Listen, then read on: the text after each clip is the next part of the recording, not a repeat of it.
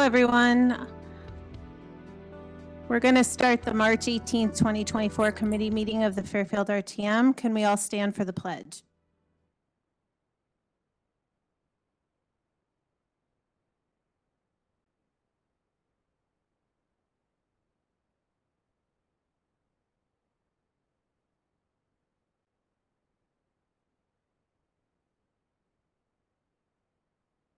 Thank you.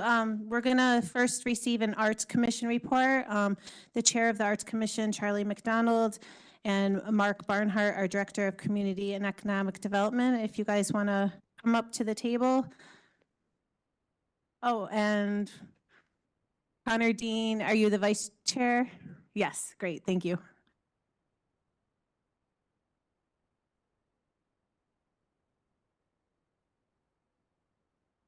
Great, there's a PowerPoint up on the screen behind us.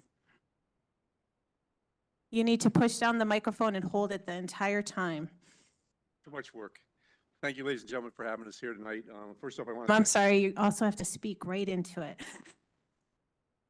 I thought I was very loud. People usually tell me to be quiet down a little bit. I'd like to thank the RTM and the Board of Selectmen for back in October of 2022 with coming up with this idea for the Arts Commission. And then they did the search and they came up with 9 very qualified people to be on the commission, and we've started the work. So we have a PowerPoint we'll go through, and then if you have any questions we can answer about what we've done so far.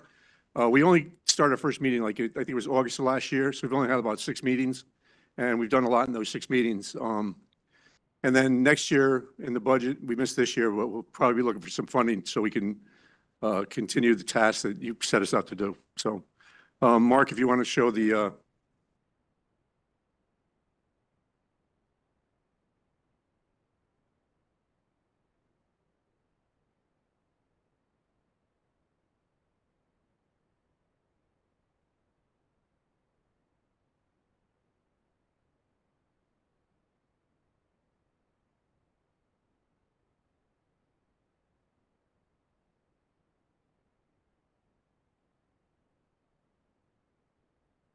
Well, I was getting ready to do that. I'll mention a couple of things. We did come up with a map of the town where we figured that the cultural district would lie.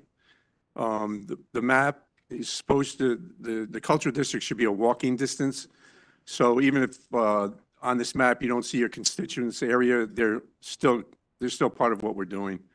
For example, Connor's from the Black Rock Theater up on Black Rock Turnpike, which is not in walking distance from where you'll see the map, which is downtown. So, but Connor's Black Rock Theater would obviously be part of it. So with the library up there, I don't know what else is up that area, but anyway, that's that part. And we did apply to become part of the Cultural Alliance, the Fairfield County. So that's been working. You have that ready, Mark? Okay. It's going to be redundant. 9 commissioners, 6 meetings since January 24. Next slide. Obviously, we elected officers. We elected officers in August, and then for the bylaws, we had another election in December. So I'm the chair for the next year, and Connor's the vice chair. Next slide. Codified our commission's goal. You can do the next slide, Mark. That's the logo that we came up with. We came with 3 or 4 logos, and this is the one we landed on, the FA for the Fairfield Arts Commission. We have a website. We have an email address set up, and you want to talk a little bit about the social media part? Sure.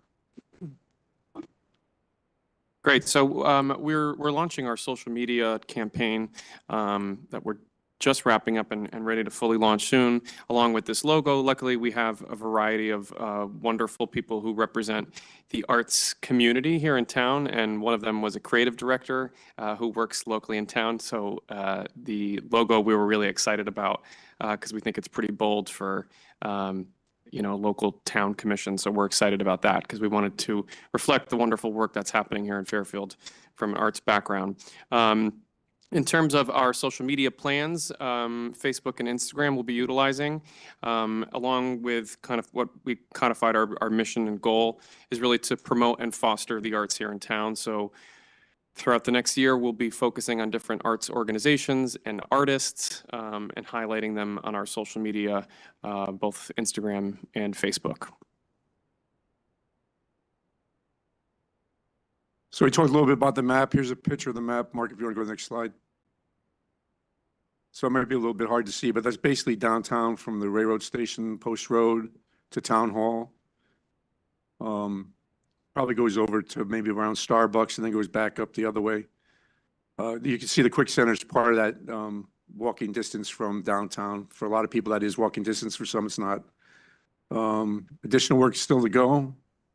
We did, like I said, we applied for the cultural district designation. We're waiting to hear back from them.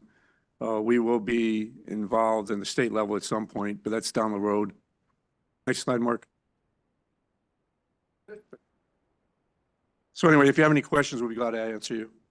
Thank you very much. If you guys could just, before we go to questions, when you get a chance, submit those to our town clerk or to myself, so just we have it in the backup information. Yeah, I believe they've been submitted to Betsy Brown. No?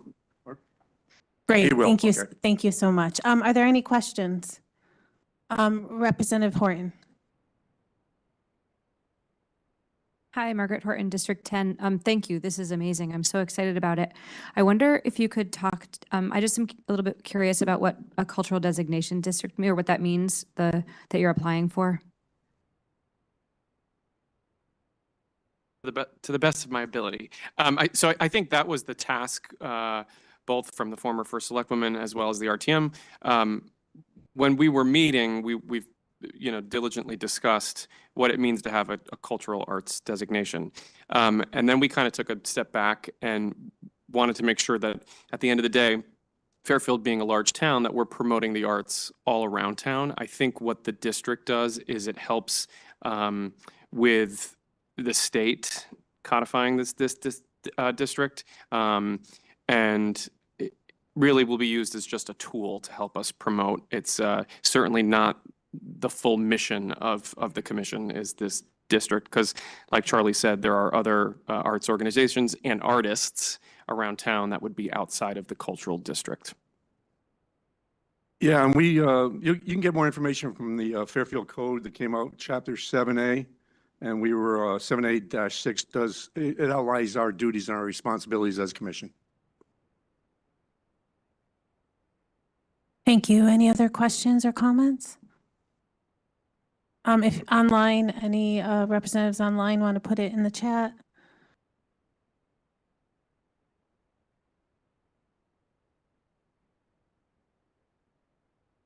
Thank you both so much. I appreciate all your work on this, and we're looking forward to more from you guys. Thank you. Thank you for your time too, and we'll see you next year for the budget. Hopefully get some financing.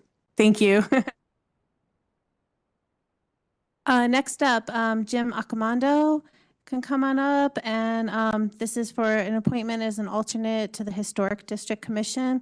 If you could just give us a little bit about yourself and why you want to be on this commission. Great, thank you.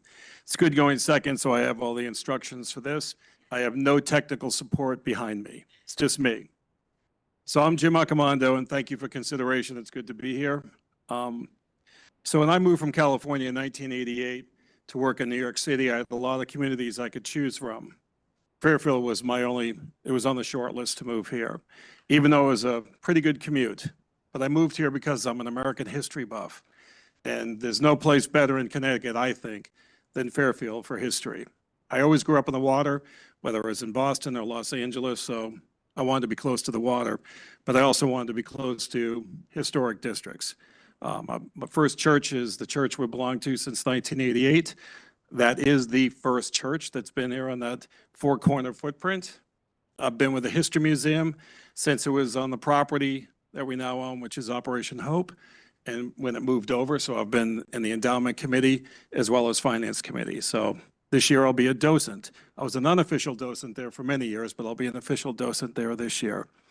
So my love of history extends well into preservation. And preservation is really about the future. There would be nothing for me to have moved into if people before me didn't consider this decades and decades ago. And so I think it's very important moving forward, and we've got 3 beautiful historic district areas within our town, both very, very unique. And we patronize all of them. But I think it's very important that you actually have one that has a love of history, that also wants to work with the community, because each one of these historic buildings or designations have people living in them. And I've watched quite a few of the meetings that are online now and the videos, et cetera. So I see it from both sides, from the community side, from the individual living in the home, and also I see from a need to preserve our history moving forward for the next generations that come in. So I think I've got a great understanding of what needs to be done. I've got an interest and love for it. And I've been in this town, well, if you do the math, 36 years. So that's certainly a good history here in town. But other than that, you've got all my information that's in the docket, my bio and CV and other information of why I want to be on the committee. But if there's anything I can answer, I'm available.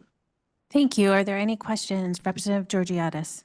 Hi there. Hi, Drew Georgiadis, District 9. Good to see you, Jim. Good to Thank see you. so much for stepping up. I've known Jim a long time, also through First Church and other things, our kids and families. And my standard question to people joining a board and commission are you committed? We need a quorum, but obviously you sound incredibly committed and passionate. And I just want to say hi, it's good to see you, and thank you very much Good for to see you. stepping up. So I managed my own business for 40 years. In addition to that, I spent 24 years volunteering in the Boy Scouts as well as PTA, to the point of where I was the national president of PTA in Washington, D.C. Just came back from the State of the Union, which was great last week, as well as I'm the president of the Connecticut Boy Scouts. I am now since retired, so I was able to do all that and manage a company. Now that I'm retired, I have all kinds of bandwidth, so it will be filled, believe me. Thank you. Are there any other questions? If you have any online, just put it in the chat. Thank you for stepping up for your service. We appreciate it. Thank you. You're welcome. Carl Uskatsku, I'm sorry if I pronounced that wrong. I believe, are they online? Is he online? Yes. If you could unmute yourself, let us know a little bit about why you want to be on the Fair Rent Commission. Certainly. Can you hear me all right? Yes. Excellent.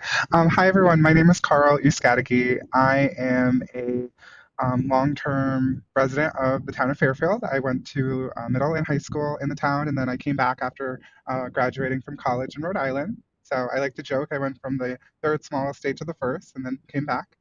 I am an employee at the university, at Fairfield University. I work in our Office of Student Diversity and Multicultural Affairs. So a lot of my work is about creating equitable practices that help support and elevate our students. But knowing that and seeing the opportunity through this commission, a lot of our students are renters in the town, and where my focus would not just be on the students. They just make a large population, and I saw that there was a great opportunity with the work that I'm doing in support of education to contribute to the Fair Rent Commission. Also, I'm currently in my second year of my doctoral program, so research is something that is very big for me, and I know that the commission is looking at doing a pilot study to learn more about rent in the town. Which is something else that my skills would be able to contribute towards. Overall, it just sounds like a wonderful opportunity to help support the town that I grew up in. And I thank those that have supported me thus far, including Betsy and former RTM member Cindy Perham, in their work that has encouraged me to apply. But that's all. Happy to answer any questions. Thank you so much. Are there any questions or comments? Seeing none, I just want to say thank you so much for stepping up. You sound like a great candidate for this position. We appreciate you coming out. Thank you. Moving on, Eileen Francis is here for appointment to the Fair Rent Commission.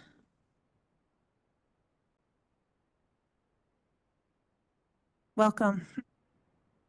Thank you. Do I have it pushed? Yeah, you unfortunately have to keep that held down, but you got it Okay. good. Thank you. All right. just tell us a little bit about yourself and why you want to be on the commission. Okay. I'm Eileen Francis. I moved from New Jersey 3.5 years ago due to having no family there.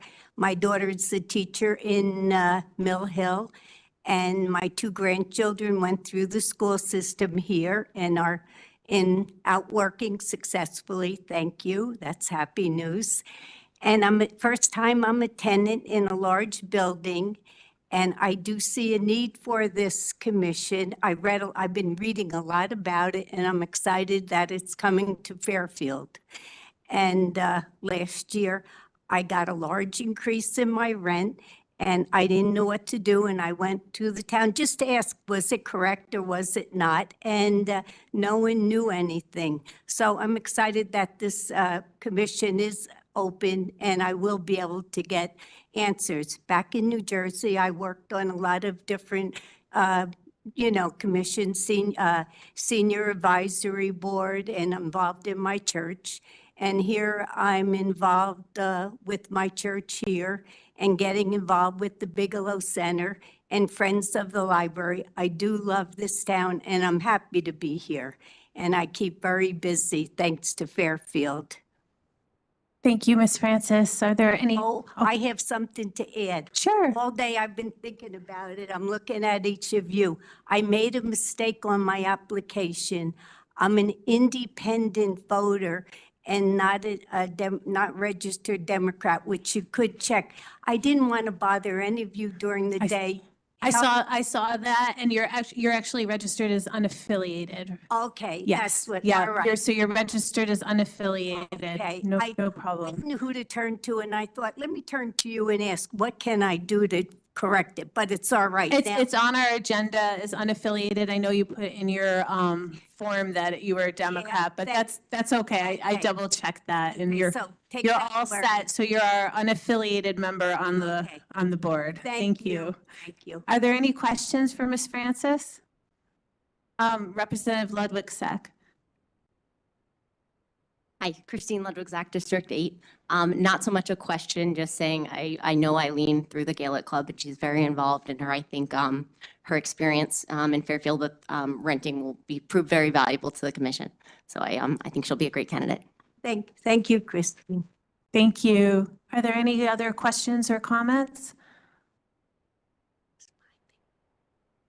Seeing none, thank you so much. Again, you sound like a great asset to this commission, and we'll let you know if you have to come back. Okay, thank you. Thank you. Both James Casey and Maureen Greenberg will be here next week. Neither one could attend this week, so they'll both be here next week to present. I believe we have Lisa Callahan is here for the ethics appointment. If you want to come on up and give us a little bit about yourself and why you want to be on this.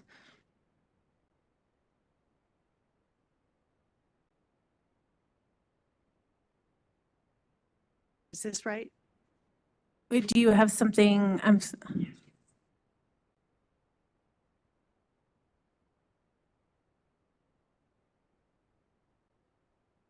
Sure, go ahead, Representative Carroll. Thank you, Chris Carroll, District 8. Just trying to understand this better, the makeup of this board. It would appear as though on the board itself, there are now 3 Democrats and 2 unaffiliated. Is that consistent with how the board was to be made up? The board just needs to have no more than a majority. So if there's 5 members, only 3 can be from one party. So the other 2 could just have to be from a different party. So if there's 3 Democrats, the other 2 members either have to be unaffiliated or Republican. Yes. Thank you. Sorry about that, Ms. Callahan. Go ahead and let us know a little bit about yourself and why you want to be on this. I was going to say, I think Eileen should be on the Ethics Commission. She's so transparent with her mistake. My name is Lisa Callahan. I've lived in Fairfield my entire life. My husband and I have raised our 4 sons here. And like all of you who are obviously serving in volunteer capacity, I love this town. And I was looking for a way that I could maybe give back to what I consider an extraordinary community. I have a lot of board volunteer experience, school boards, church. I was on the Fairfield Museum and History Board. I'm currently chairman of the Patient Family Advisory Council of Bridgeport Hospital. And so I've had a lot of incidences, unfortunately, where there have been ethical issues brought forward, and as a board, we had to make some determinations. In addition to that, in 2020, I graduated from Yale Divinity School with a degree in ethics, theological ethics. So if you'd like to talk about the origin of morality, I'm your girl. But other than that, my volunteer experience and my academic sort of theological / practical experience, I think would help the town, I would hope. I think it's an incredibly important commission and does require a lot of really important investigative work and fairness and transparency. So I'm happy to answer any questions. Thank you. Are there any questions? Representative Georgiadis. Hi, Drew. Hi, Lisa. How are you? Good, thanks. Drew Georgiadis, District 9. I just wanted to say I've known Lisa a long time. She's a neighbor. She lives in my district. We've been members of same organizations together. And thank you very much for stepping up. We've had a lot of problems with this particular commission with a quorum. So again, always my question. But knowing you personally, I know that you'll make yourself available. So thank you for that. And anyway, thank you very much for stepping up, and you sound incredibly qualified. So thank you. Thank you very much. Thank you. Any other questions? Representative Britton. Just want to ditto, Peter Britton, District 1, want to ditto that I've known Lisa for a number of years and her family, and would be an excellent candidate and somebody really we'd be lucky to have on the ethics board. So I think we should look upon this very favorably, as I will. Thank you. Thank you. Any other comments, questions? Seeing none, thank you so much for coming out. We really appreciate it, and we'll let you know if you have to return next week. Thank you. Thank you. Moving on, I think Jay Valley is online because I don't think I see him in the audience.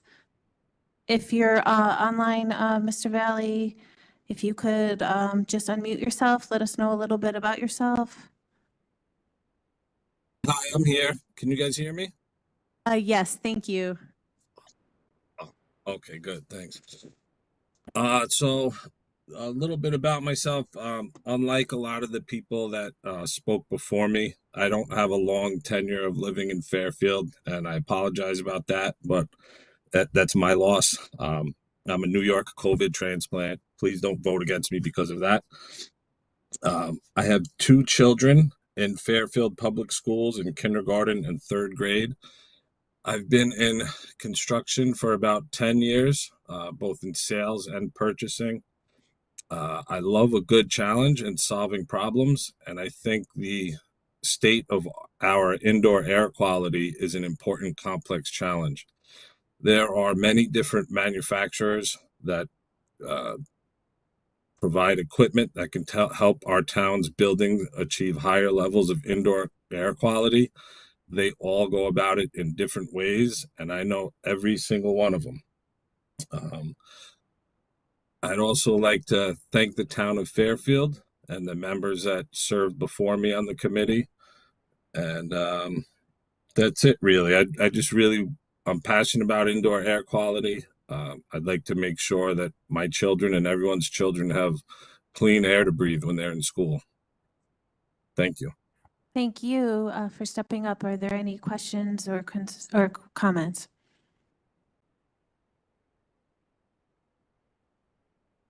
Seeing none, thank you so much for coming. We appreciate you, your commitment to this, and we'll let you know if you have to come back next week. Thank you. Great. Thank you. We're going to move on to the 10-year bond of $130,000 for the Fairfield Fire Department shop truck replacement. I believe Chiefs McCarthy, I think I might have seen Dunn online to give us more information on this topic. Chief McCarthy, if you want to unmute yourself and just let us know a little bit about it. Yes, good evening. Thank you for hearing this item. This is the replacement of our 12-year-old shop truck. Our replacement matrix calls for replacement of this type of equipment every 12 years. But we do get a 25-year lifespan out of all of our major fleet equipment. So although it will be replaced with a new vehicle, the vehicle will be kept in reserve and continue to serve the Fairfield Fire Department for another 12 and a half years. So I'm confident that this is a good investment for the town of Fairfield and a valuable resource for the Fairfield Fire Department. Just a note that because it is a heavy-duty vehicle, the costs are high, significantly higher than our staff vehicles. However, in addition to the pickup truck itself, it carries a liftgate, fuel tank for refueling our apparatus in the field, as well as a small crane to lift heavy equipment that might be needed to be moved around or returned from an emergency scene. And I'll pause there and answer any questions that you might have. Thank you, Chief McCarthy. Are there any questions or comments? Representative Estrada? Yeah, Madam Moderator, this is just a clarification because I just want to make sure I understand the process here. This body already approved the expenditure of these funds for this vehicle, correct? So we're just approving whether they're going to issue bonds to pay for it, correct? I don't believe we've approved any of this yet. So we have not approved this? No, so we're approving the item and then they'll Yeah. bond the item. So Chief, then my question to you is, how is this different from the, didn't we approve a vehicle for you Yes. last year? Yeah, in the regular, thank you for the question. In the regular operating budget for this fiscal year, a command vehicle was appropriated, and we're in the process of acquiring that. A similar vehicle, very different purpose. Command vehicle. For those of you who were at the tour at the Jennings Road Firehouse, you saw that command vehicle there. That serves as the platform for our emergency response and command at emergency scenes. And the vehicle that is in the capital waterfall that we're requesting funding and bonding for tonight is for apparatus maintenance. Okay, thank you. I wasn't clear on that. Thank you. Are there any other questions for Chief McCarthy? Representative McDermott. Thank you, Madam Moderator. Through you to Chief McCarthy. Chief Mark McDermott, District 9. Chief, what is the delivery date for this vehicle? The other equipment, the fire engines and such, are taking quite a long time. So what are we looking at for this vehicle to be delivered? Good point, Mark. This is the same supply chain issue we're having with major pieces of equipment, that I would expect that this will be 18 months from the time that we place the order to the time we receive it. Thank you. Thank you. Representative Georgiadis. Drew Georgiadis, District 9. Hi, Chief McCarthy. Good evening. So I probably should know this, but we placed the order and you put 50% up or balance upon delivery, or how does it work? So depending on the final bid from the vendor, there are various schemes to prepay with a discount. That was very attractive previously when interest rates were much lower. At this point, vendors are not interested in providing that kind of prepayment discount. So I would expect that this would be, because it's a standard vehicle, this will be paid for upon receipt. It's not a fire apparatus. where we did have those prepayment discounts. This would be just like buying a car or a truck from a dealer and full payment upon delivery. Thank you. Thank you. Are there any other questions? Seeing none, thank you, Chief McCarthy. Again, we really appreciate the tours that you provided us. It was really informative for those of us that attended, and we really got to see the status of all of your vehicles. Appreciate it. Thank you. We really enjoyed having you.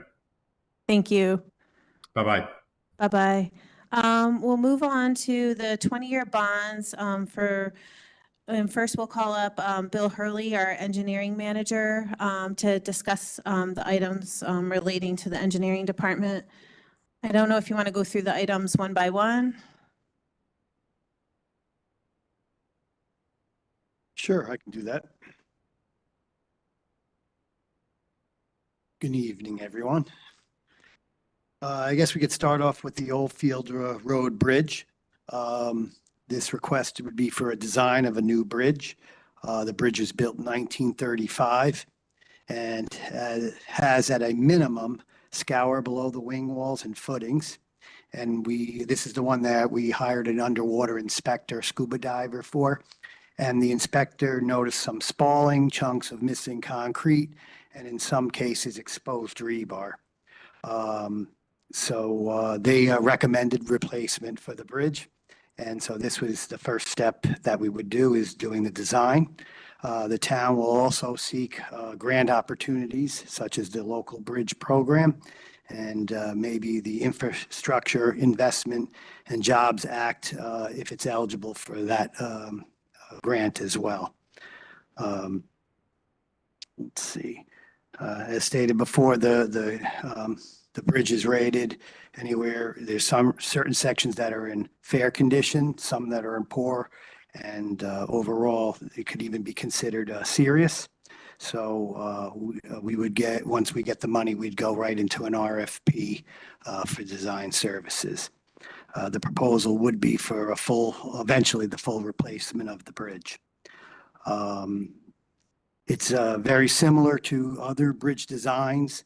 A little bit more complicated, though, in that we know we'll need permits from the Army Corps of Engineers and the Connecticut DEP. We'll have to check for utility conflict, and because it's located right next to the marsh, the soil probably isn't too good either. So we may have to have like helical piles or some other added structure to the bridge as well. That's pretty much it for that one. I'm here to answer any questions if anyone has for this particular project. Great. Thank you so much. Representative Georgiadis. Drew Georgiadis, District 9. Hey, Bill, how are you? I'm fine. This is in my district. So the first question everyone's going to ask me is, once you begin, how long will Oldfield be completely out of service? For how long? There's a lot of delay with the duck farm bridge that caused a lot of consternation in the community. So any ideas there for me? Yeah, typically a bridge design can take 18 months or so, again, depending on what permits that are required. A couple of years ago, the Army Corps of Engineers was pretty responsive, maybe 6 months. Now they seem to take at least a year. So that has to be factored in as well. But we would assume about 18 months for the design. And then as far as the construction, it would probably take another 18 months or so. On this particular bridge, if it's possible, we will try to investigate doing an alternating one-way traffic for this one because the detour is such tremendous, so that's what we're going to hope for. That would be fantastic. Thank you very much, Bill. Thank you. Are there any other questions regarding this item?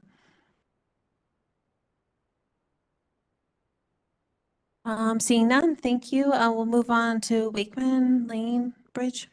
Sure. This one, Wakeman Lane Bridge, an old road as it's called in Westport, serves the local and sometimes commuter traffic in Westport and Southport neighborhoods. The bridge was constructed in 1965, and it will have a 36-foot, what we call clear span. It will maintain a 20-foot wide roadway width, and it will include 2-foot paved shoulders for bikes and pedestrians on each side. It is a relatively low-volume bridge. The design, right now, the design is in the final design stages. As a matter of fact, they just received the Fairfield conservation permits, so they're good with them.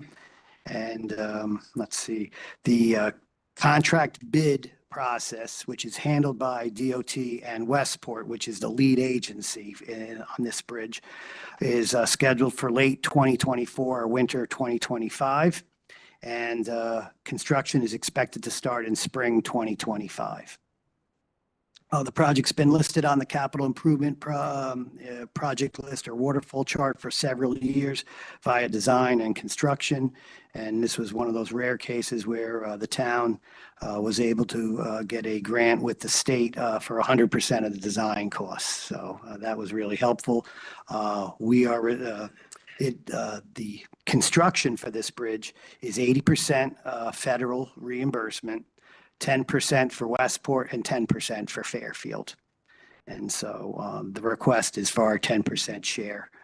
As I said, Westport will be the lead agency on this project. Thank you. Are there any questions regarding this item?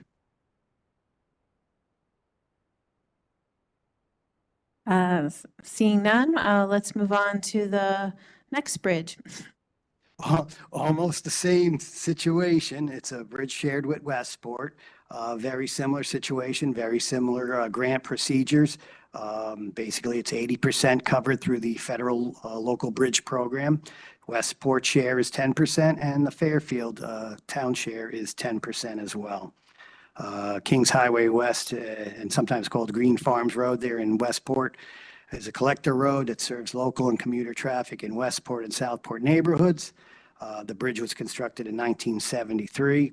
It will have approximately a 60-foot clear span and a 32-foot wide roadway width. It'll include a 4-foot shoulder, paved shoulder for bikes and pedestrians on each side. Similar situation where the construction is expected to start in spring 2025 as the design is being wrapped up as we speak. And again, this project was listed on the capital improvement list waterfall chart for a couple of years now. And yeah, that's pretty much it. Almost the same situation. So, thank you. Any questions regarding this? I do have a question, or two questions. So how many bridges do we share with Westport? there's 5 that we share with Westport. And in regards to our new Safe Street policy, do we do this in regards to bridges, and how do we incorporate that when we share with a adjoining town? We have provided either a bike lane / sidewalk or a paved shoulder area. Like for instance, the one on Wakeman Lane. In our public meetings, the neighborhood was very adamant on they did not want a super wide highway looking bridge for such a local street. And so we took that into consideration. The very low volume, it's anywhere between 300 and 1,000 cars a day compared to some other streets in town, that we were able to do the paved shoulder, and we went with the state minimum that the grant would allow. So on that one there, but we did make that consideration as part of Complete Streets, and Westport was definitely in favor of the same situation. And for the Kings Highway West Bridge, same situation. It's a road that's sometimes traveled by cyclists, and so we wanted to make sure we had a paved shoulder as well there. Thank you. Any other questions? Representative Garskoff. Thank you, Madam Moderator. Josh Garskoff, District 5. Through you to Mr. Hurley. I think you've told us this before, but if you could remind us, how is it determined which town will take the lead on which bridge? Usually that's listed by the state of Connecticut. And so in this case, Westport was listed as the lead agency. What does that mean, that it's listed by the state of Connecticut? The state has a whole inventory of what they call large span bridges, anything over, I think it's 20 feet. And so they have it listed where it would be a lead agency or the town specifically. It's listed as Westport. Now, that being said, they're the lead agency, they do the administration, they're responsible. But per Connecticut legislature, any bridge that's shared with a municipality, the other municipality must participate and is responsible for the maintenance and repair of that bridge as well. Okay, so it's sort of just determined, there's an administrative determination at the state level of who's doing which bridge. Okay. That's correct. It's the same thing with traffic signals, just as an example. I know that because you have to, one gets repaired quicker than another in my neighborhood, and I know whose is whose. Yeah. Thank you. Thank you. Any other questions regarding this item? Seeing none, we'll move on to a sound barrier.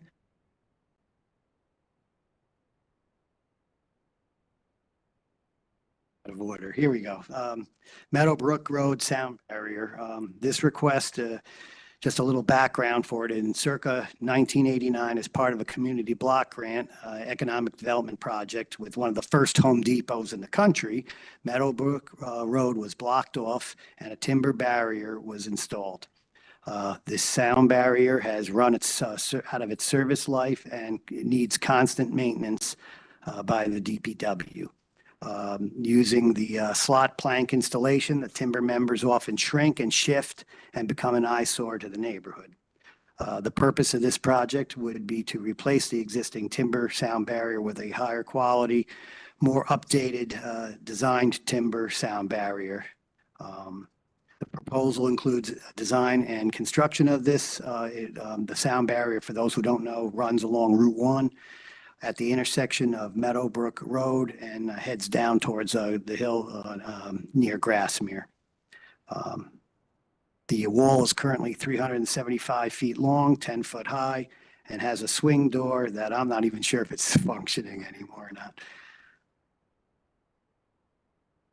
That's pretty much it. I mean, there are some other considerations. We will look and investigate whether we can use the existing posts. If that's possible, that might save some excavation and money.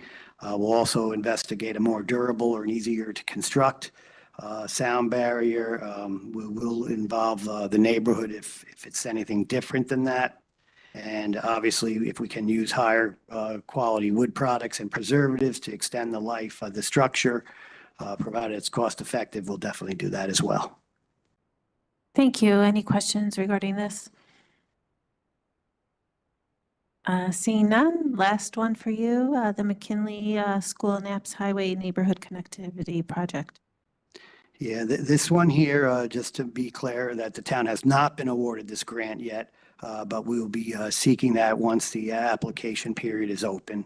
In the interest of public safety, Safe Routes to School program, the town has an obligation to improve safety for its pedestrians, cyclists, and motorists.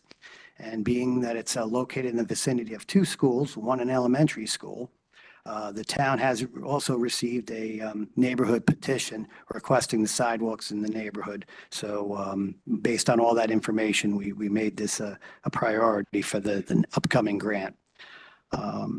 The increased productivity obviously is to increase overall pedestrian safety and reduce trip and fall accidents and improve all conditions for all users. Some of the streets that are listed are Cardinal Street, which we received the petition for. We're looking at Vesper, Pope Street, Thompson Street, and maybe some portions of Lenox, again, depending on how much we can get from the grant and the support that we have in the neighborhood. We're also working with the DOT on improving the intersection of Tunxus Hill and Naps Highway, and included in the grant will be a small stretch of sidewalk to the transit station there, or the bus shelter. Thank you. Any questions regarding this item? Representative Barahona. Representative Barahona, District 6. Thanks, Bill. This was my squeaky wheel several years ago. I really appreciate it.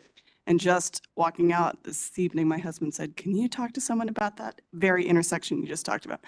I did send an email recently about this, just seeing that they were putting in the sewers on Lennox, the new sewer grates.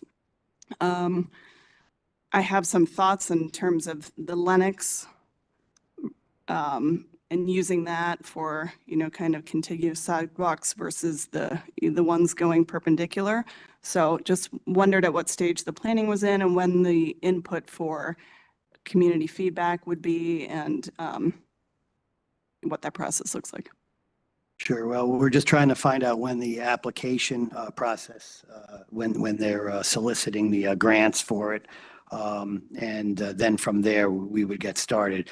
What we could do is we would be responsible for the design anyway. So once the approval happens, we would start the design. And in that process, it would behoove the town engineering department and the consultant to reach out to the neighborhood and find out which ones, because to be honest with you, you got, like you said, like 5 streets that run off of Knapp's Highway, and Lennox is one, I think one or two of the only ones that crisscross. And so, in a case like this, if we have, say, 3 streets that really support the sidewalk, then those were the ones I would think that we would concentrate on. And even if it's every other street that has a sidewalk, meaning that if a student had to just walk over 1 block and then use the sidewalk, that's better than what they have right now. Yeah, thanks. To the extent possible, we'd love to be participatory in the design of that. I know the problem with those perpendicular streets is they're so narrow to begin with.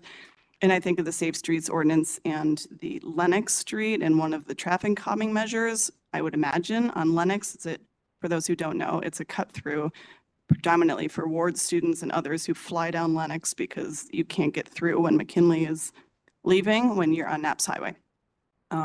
So it's a wide street, perfect street for a long sidewalk on either Old Stratfield or Lennox. And so I think that would, hit 2 issues, both the sidewalk safety, but also the traffic calming and slowing in that area. Thank you. The other thing, just real quick, would be is that we do the reach out with the neighborhood in the beginning, and then at the 30%, what they call preliminary design phase, when we actually have plans that are fairly well drawn up, by grant requirements, we have to hold a public information meeting. So there's a guarantee that we will have to work with the neighborhood. Thank you. Any other questions or comments? Representative Georgiadis. Drew Georgiadis, District 9. This is not per that issue, but it's per a sidewalk question. The sidewalk on Round Hill that's been approved, do you have an update on the timing of that and when that will begin? Sure, we have submitted District 9. We have submitted the plans to the state. This is part of a STEEP grant, and once they give us the approval, we will put the project out to bid. We are still aiming for construction in the spring. Spring of 2024? Yes. Oh. If not the summer, but it's definitely in there. Yep. That's good news. Thank you, Bill. Sure. Representative Steele. Thanks. Jeff Steele, District 3. What is the likelihood of getting 100% grant on that, did you say? I mean, you feel pretty optimistic about getting that? I do. The preliminary comments back from the state, they like this grant. It checks all the boxes, if you know what I mean. It's a diverse neighborhood, a tight neighborhood, density-wise. There's outside of Knapp's Highway, there are no sidewalks at all for the entire neighborhood. So, and then, like I said before, there's 2 schools there. So I would think that we have a very good chance. Is it all, like all 700,000, or could there be any element or any component less than that? It's possible. That's what we're going to shoot for is $700,000. The maximum, I think, might have been, it might have been the 700,000. I think we had 681. So we figured throw in a little contingency there. Yeah. When do you find out about that, the grant? We're expecting the next round to come up either in the spring or summer, but I have not confirmed that yet with the DOT. but I can let everybody know once we get that. Thank you. Are there any other questions regarding this item? Thank you, Mr. Hurley. Appreciate your coming out tonight. I think we're all set, and we're going to move on to Mr. Calabrese from Parks and Rec. I think he's online. If you want to unmute yourself. I think I was told that you're going to present to us regarding the DPW item for the barnacle work. That's correct. Yep. Okay, great. You can start with that then. Okay. Good evening, Anthony Calabrese, Director of Parks and Recreation. Before you tonight, I am requesting $350,000 to replace the Department of Public Works work boat that we named the Barnacle. DPW operates and maintains a 1989 24.5-foot work boat. This boat services our 2 marinas, South Benton and Yee Yacht Yard, all 6 miles of our beaches, coastline, obviously all the maintenance that needs to be done on the docks, the pilings, the moorings within the marina. That's what this boat's used for. Same thing at Yee Yacht, Perry's Green, and the lower wharf. Boats also used to place the navigational aids at the entrances of our channels. Helps with put out the swim buoys during the swim season in the summer at all 5 of our beaches. Also helps assist with the Fairfield Fire Department and Police Department's dive teams with retrieval for the barge moorings during the fireworks show, and really anything else that needs to be done around the Long Island Sound. This boat does help with. Happy to take any questions. Thank you. Are there any questions regarding this item? Seeing none, we'll move on to the driving range. Okay. The second item that I have before you is what we have deemed phase 2 of the upgrades for the H. Smith Richardson driving range on Hoydens Hill Road. As you guys may know, through the budgeting process, typically the driving range does bring in around $150,000 to $160,000 per year in revenue.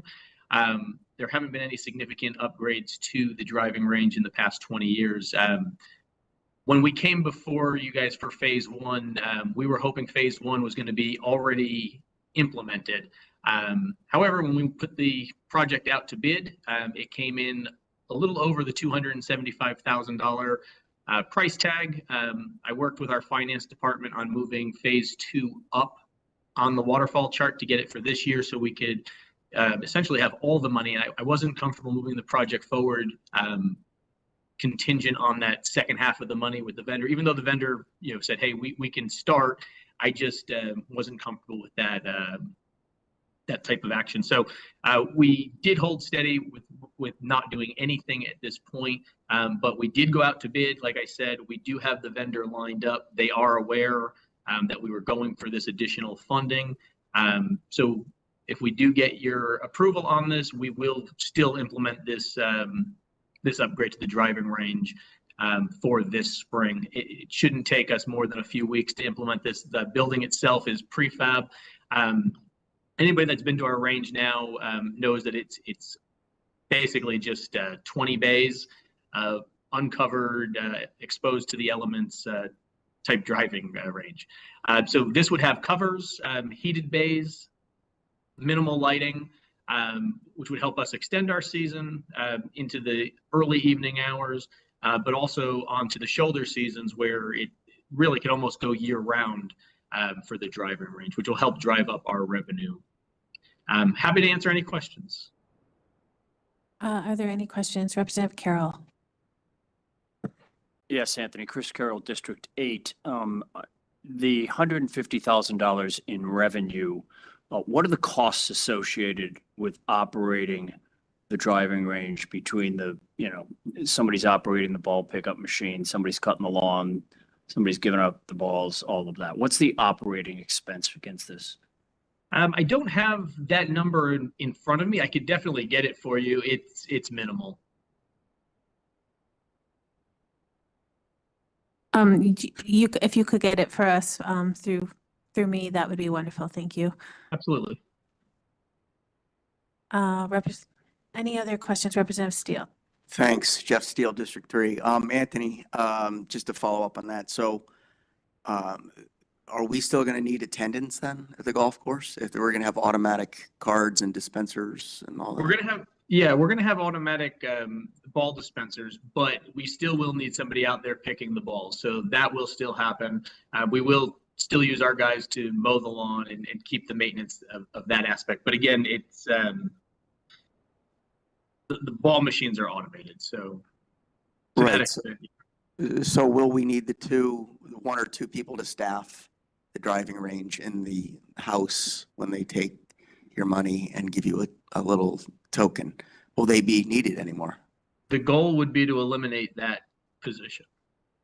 But I can't guarantee that that is going to be the way that it actually plays out because we're looking at it's nice to have somebody there in case something goes wrong.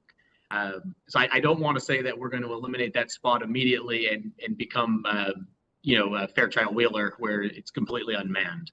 I don't want our driving range isn't right next to the pro shop. So if you have something go wrong at our driving range and you need help, you got to get in your car and you've got to drive down to, around the corner to the pro shop. It's just not a convenience. It's an inconvenience at this point, but it's something we would work towards. I just don't know how that's going to play out at the moment. Okay. No, that makes sense. And then in terms of timing, you mentioned phase 1 and phase 2 take a few weeks. Is that both phase 1 and phase 2 will take a few weeks? Yeah. Phase 2 it's a little more extensive. Yeah. So when I say phase 1, phase 2, we originally wanted to do this project all in one shot, one winter. And we were talked out of that, for a number of reasons, which, neither here nor there. At this point, the bids came in high and, we couldn't afford to do phase 1. So the part that takes the longest for this project is the curing of the concrete. We've got to pour concrete where the prefab bays will be anchored down. Once the concrete cures, the rest only takes about 3 days, installing all the power and everything. The power is already there. It's just a matter of hooking up top tracer and things of that nature. So that they've told us it shouldn't take more than a month tops to do this project. The part that will take a little longer is the short range game that we're planning to put between where the softball field is and the current driving range. That part will take a little longer only because we have to bring in a landscape architect to design that for us. Great, thanks. You're welcome. Online, I think Representative Shea had a question. If you want to unmute yourself and if you can ask that verbally. Yeah, sure. Thank you very much for your presentation. When you were giving the presentation, it sounded like you just went out a little bit. It sounded like during the presentation there was only one bid for this project. Did I hear that right? I didn't state how many bids we had, but there were 2. Okay, thank you. You're welcome. Thank you, Representative Rock. Dave Rock, District 2. I live on Hoydens Hill. I'm very familiar with the area. I'm very familiar with the driving range. I'm there quite a bit. I guess I would be really worried as a person who lives there that the increased commercialization of the driving range, I mean, it's great. The town's going to get more money. You're going to have a ton more people up there. You're going to have a lot more traffic. There's a lot of wildlife up there. And a lot of bird nesting and the shooting ranges up there. There's just a lot. I don't know if that space can handle what we're all thinking about. I mean, if we're thinking about heated bays and lighting, lighting and bird migration, there's a lot to think about here.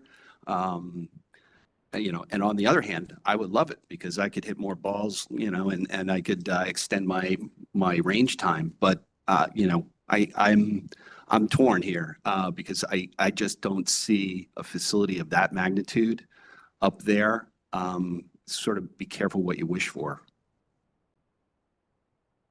I understand your concerns, and these are definitely things that we spoke about when we were thinking about this project. The lighting that, let me try to just put you at ease a little bit as best I can. I do share your concerns.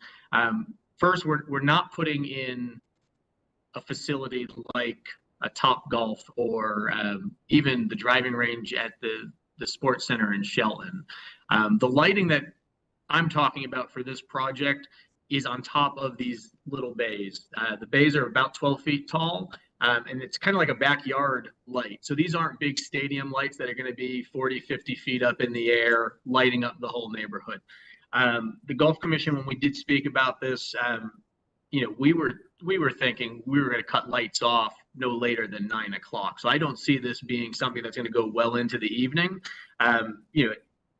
If that's a sticking point, again, I think the commission would be, open to adjusting those hours.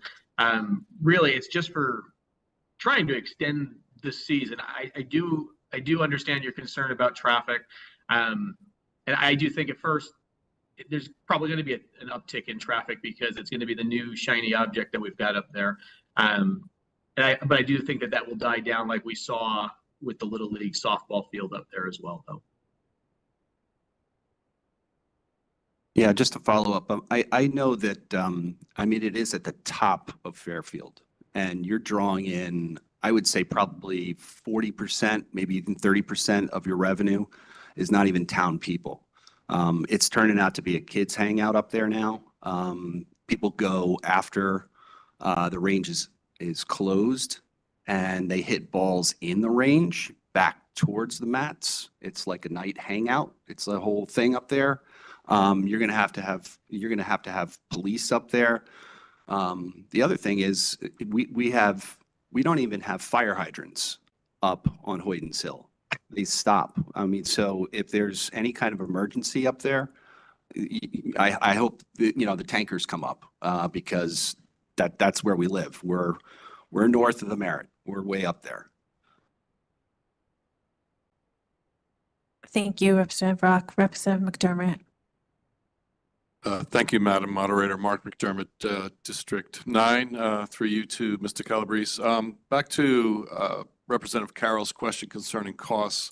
You're adding lighting, you're added heated bays. What's the cost of that during the season? You're extending the season so people can hit when it's colder. Have you considered the cost of that, and what are the forecasted costs for that? I don't have an estimate for that, but the heat is propane. It's not electric. So the propane tanks would be buried would be right there on site. But yeah, there's going to be added costs, but I believe that we're going to more than cover that with the amount of revenue we're going to do. Yeah, I was hoping it was going to be electric, but Representative Rock is now, I think, a little more concerned about propane up there. Thank you. Representative Estorita. Thank you, Madam Moderator. Ken Astorita, District 1. Anthony, just a quick question for you along the lines. Have you done any projections on what you think the additional revenue would be for this? We have. Based on some of the numbers that we've been projecting, the Golf Commission's got to go back and look at increasing the cost right now. Right now it's $6 a bucket. We're looking to increase, once this is done, to $8 a bucket, increase the number of balls. But just based on those rough numbers, we can pick up easily $100,000 in revenue with just a 10% increase in play. So when I do present the budget to you guys in I guess a few weeks now, I'll ask and get into more details on that, but we budgeted pretty conservatively for it. I was going to say, if you're currently doing about 150,000, 160,000, an additional 100,000 for extending the season. Again, I don't know what kind of activity you expect to get, but that seems like a pretty big bump. Yeah, it definitely is. And other towns that have done this have seen significant increases in their revenue. Again, I try to budget as conservatively as possible. Thank you. Representative Georgiadis. Drew Georgiadis, District 9. Hi, Anthony. Hey, Drew. So propane, who made that choice? And if Representative Rock is correct and there are no fire hydrants, and why would you choose something highly flammable like propane over electric, especially when the town has been working hard to add solar panels and, you know, work away from fossil fuel? I'm happy to go back and look at the bid. I might, honestly, I could have misspoken or misremembered what we were doing with the project, but I'm pretty positive it was propane that was proposed. Doesn't mean I can't say, you know, add electric to it instead. I think the propane was probably more cost effective in the original proposal, but I'll double check and I'll get back to you with when I get back with the operating numbers as well. I'd appreciate that. Also, I know every district is different, but in the beach area, we don't bury anything anymore because issues can arise and go undetected, which I'm not sure if that applies to propane as it does to heating oil. But if you could get a long-term, not a short-term cost efficiency, but a cost efficiency over maybe a 20 or 30-year period on propane versus electricity, I'd appreciate it. I'll see what I can get you. I see those eyebrows going up, Anthony. 20 to 30 years. Okay, 15 to 20. You got it, Drew. Thank you. Are there any other questions? Representative Ludwig-Sack. Hi, Representative Ludwig-Sack, District 8. Through Madam Moderator, just wanted to clarify, Representative Rock had mentioned that it's the location's a little bit more populated after hours. Is there any way, if we have security cameras there or motion lights or anything along those lines for a deterrent as it becomes more populated and you kind of have that push to increase traffic, might be good just to have a deterrent right off the bat so that it's not becoming more popular as a after hours location? It's something we can look into. Thank you. Thank you. Thank you. Are there any other questions or comments? I was wondering, you mentioned other towns. How many other towns have facilities like this that are heated and lighted? The most recent one that I've been modeling this project after is Stanley Golf Course in New Britain. Okay, thank you. So it looks like you have a little list to get back to us on regarding costs of the driving range, costs of heating and lighting if they were to be implemented, and propane as far as the safety or and also the cost of the propane and the other alternatives. Madam Moderator? Yep. Yeah, just to expand on that, would it be possible to get just basically a full-blown cost justification analysis, which would include all the projected expenses and then all the projected revenues? I think that would be really helpful. Yeah, I have that already. That's easy. Thank you. I only ask easy questions. Yeah, I'm not sure that's true, but. Are there any other easy or hard questions? Touche. Seeing none regarding this item, so this is what we've been presented so far by Mr. Hurley and Mr. Calabrese are all item number 10, which is the 20-year bond. Are there any other regarding this item number 10, 20-year bond questions?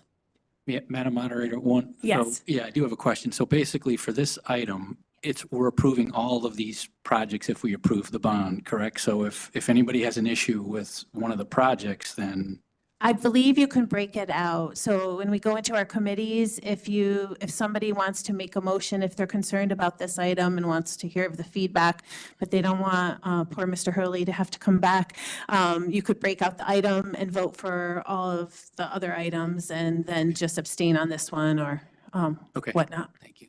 Thank you. Any other questions regarding agenda item 10 on our agenda? All right, Mr. Calabrese is back for item number 11, hard and easy questions to follow. This one honestly should be an easy one. And this is more of a procedural thing than anything that we're doing here.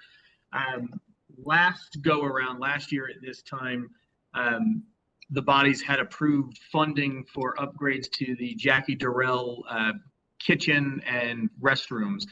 That work was completed in-house by our Public Works Department. They did a fantastic job. We saved a ton of money doing it, and we had $54,000 left over in that account. And what I'm here tonight to ask is to take that $54,000 and reinvest it into Jackie Durrell, into replacing the deck that's outside there now. The total cost of the deck replacement is $84,000. So this 54 would go towards that, and then Public Works and Parks and Recreation would split the difference on the remainder. The decking material, I should point this out, the decking material that we're looking to use is Caboni. That is the material that they're putting in at the Penfield, the rebuild that they're doing with Penfield right now. So it'd be the decks would match styles anyway, the type of wood, which is completely maintenance free. Happy to answer any easy or hard questions. Thank you. Are there any questions for me regarding this item? When would this work take place? This would have to be after the wedding season, so this will most likely be October. Okay, great. Thank you. Any other questions? Seeing none, thank you, Mr. Calabrese. We look forward to your information. Thank you, guys. Have a good evening. Items 12 and 13 on our agenda are referrals, to L&A Committee regarding updates to the Senior Disabled Tax Relief Ordinance and the Ethics Ordinance. While this will only be considered this month by L&A, I encourage all members to familiarize themselves with the backup information and reach out to the sponsors with any questions. And that's it for now. We're going to break off into committees. L&A is going back into the HR room. So if you follow Josh Garskoff, your chair back there, and anyone who needs to report to L&A can follow him. But if not, find your chairs, and we'll see everyone next week. Thank you.